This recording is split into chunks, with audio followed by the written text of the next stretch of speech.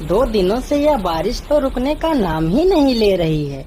मुझे लगता है अब जल्दी ही मेरी छत से पानी टपकने लगेगा। तभी उधर से एक शेर बारिश से परेशान होकर छिपने की जगह ढूंढते ढूंढते उसी किसान की झोपड़ी के पीछे बने तबेले में घुस जाता है, जिस तबेले में उस किसान के कुछ गधे बंधे हुए थे। अंधेरा ज्यादा होने के कारण शेर गधों को देख नहीं पाता है और उन्हीं के बीच जाकर खड़ा हो जाता है।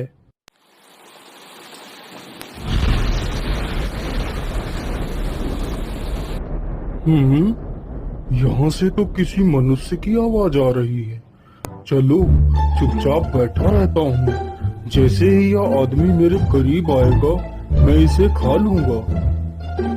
हाय हाय हाय, यह बारिश कब रुकेगी?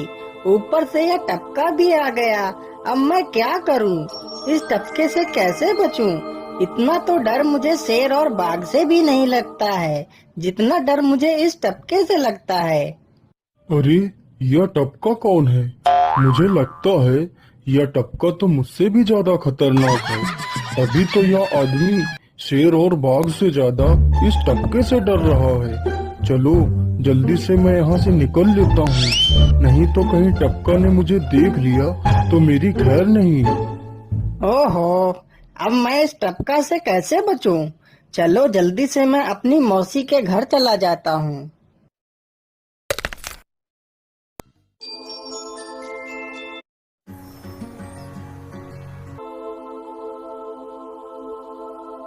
अरे चल चल गधे की औलाद, यहाँ पर छिपा हुआ बैठा है। अरे चल जल्दी। अरे ये क्या, जिसका डर था वही हुआ। यह टपका तो मुझ पर हावी हो गया।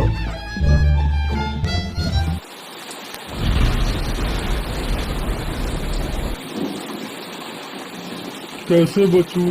कैसे बचूं? इस टपका से मैं कैसे बचूं? हे भगवान मेरी सहायता करो, मुझे इस टपका से बचाओ।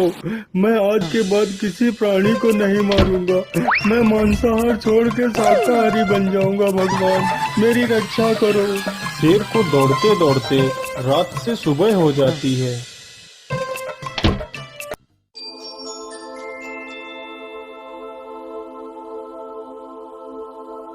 अरे देखो देखो, यह तो शेर की सवारी कर रहा है। अरे हाँ, सच में ये तो शेर की सवारी कर रहा है। इसे तो डर भी नहीं लगता है। अरे उधर तो देखो जरा, यह आदमी कितना बहादुर है। यह आदमी तो शेर की सवारी कर रहा है। जिस शेर को देखकर हमारी धोती आगे से गीली और पीछे से पीली हो जाती है, यह तो उसकी सवारी कर रहा है। ये गांव के लोग भी ना पागल हो गए हैं जो इस गधे को शेर। अरे बाप रे, यह तो सच में एक शेर है। हे भगवान मेरी रक्षा करो, शेर तो मुझे खा ही जाएगा। राम राम राम राम राम, अब क्या होगा? इस शेर से कैसे बचूं? अरे यह तो एक बरगद का पेड़ है, यही अच्छा मौका है। जल्दी से इस बरगद की जड़ पकड़कर ऊपर चढ़ जाता हूँ।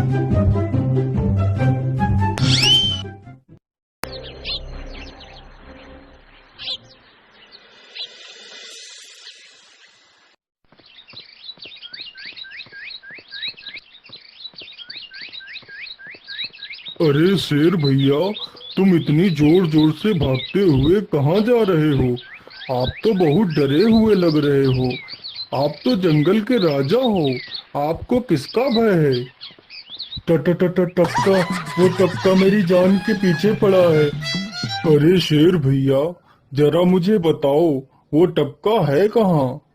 अरे भालू भैया, वो टपका मेरी पीठ से उतरकर उस बरगद के पेड़ पर चढ़ गया है। उसने मुझे रात भर खूब दौड़ाया है। वो तो भगवान का शुक्र है कि मैं जिंदा बच गया। चलो शेर भैया, मुझे उस टपके के पास ले चलो, जरा मैं भी तो देखूं आखिर ये टपका है कौन। अरे नहीं भालू भाई, बड़ी मुश्किल से तो मेरी जान बची है।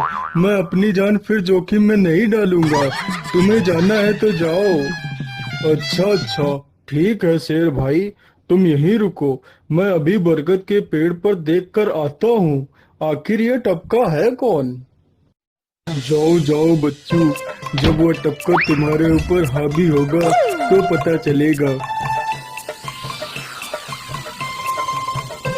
अरे कहाँ है यह टपका जिसने राजा जी की हवा टाइट कर दी?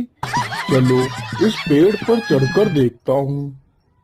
अरे बाप रे बाप, शेर क्या अकेला कम था, जो ये भालू भी आ गया।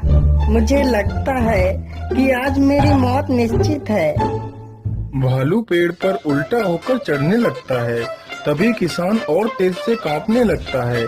कांपने की वजह से किसान के हाथ से छड़ी छूट जाती है और उल्टा होकर चढ़ रहे भालू के पिछवाड़े पर जा लगती है। भालू धड़ाम से जमीन पर गिरता है।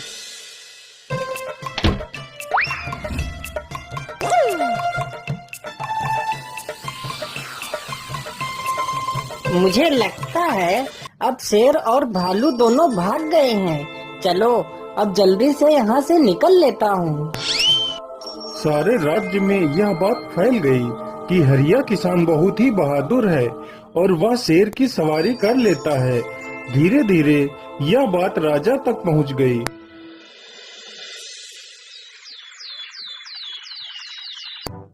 महाराज, क्यों न हम पड़ोस के गांव से हरिया किसान को बुलवा लेते हैं। वह बहुत ही बहादुर है। उसके बहादुरी के चर्चे तो पूरे राज्य में हैं।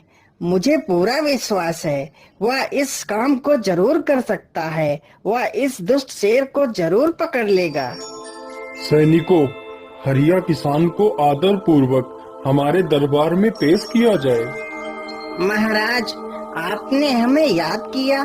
बताइए क्या बात है। मालिक, हमसे कोई भूल हो गई क्या मालिक? नहीं नहीं हरिया, तुमसे कोई गलती नहीं हुई है। यह कुछ लोग पड़ोस के गांव से आए हैं। इनका कहना है कि इनके गांव में कोई दुष्ट शेर आ गया है जो इनके पशुओं को उठाकर ले जाता है और उन्हें मारकर खा जाता है। हमने तुम्हारी बहादुरी के बहुत सारे किस्से सुने हैं। तुम बहुत ही बहादुर हो, इसलिए मैं तुम्हें उस शेर को पकड़ने की ये जिम्मेदारी सौंपता हूँ। अरे बाप रे बाप, उस बार तो मैं शेर के हाथों बच गया था, लेकिन इस बार मैं नहीं बचूंगा। अगर मैंने महाराज को सच सच बता दिया तो झूठ बोलने के जुर्म में मुझे फांसी पर ही चढ़ा देंगे। अरे हरिया, तुम मन ही मन क्या बड़बड़ा रहे हो?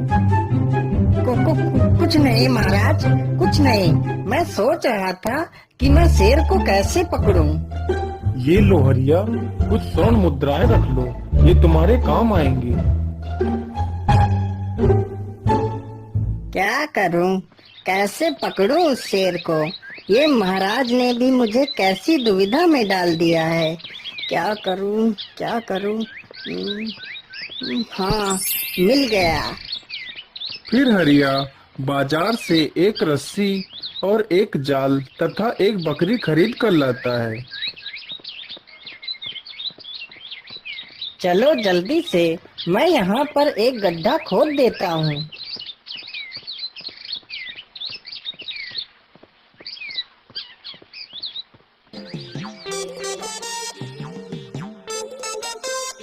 गड्ढा तो खोद दिया। चलो अब जल्दी से इस बकरी को रस्सी से बांध देता हूँ। हरिया ने बकरी को रस्सी से बांधकर गड्ढे में खड़ा कर दिया और जाल को लेकर पेड़ की डाल पर बैठ जाता है। थोड़ी ही देर बाद जब बकरी को भूख लगती है तो वह चिल्लाने लगती है। अरे, यह तो बकरी के चिल्लाने की आवाज है, लेकिन यह आवाज आ कहां से रही है? आसपास तो कोई नहीं दिख रहा है। मुझे लगता है यह आवाज उस पेड़ के पास से आ रही है। चलो चलकर देखता हूँ।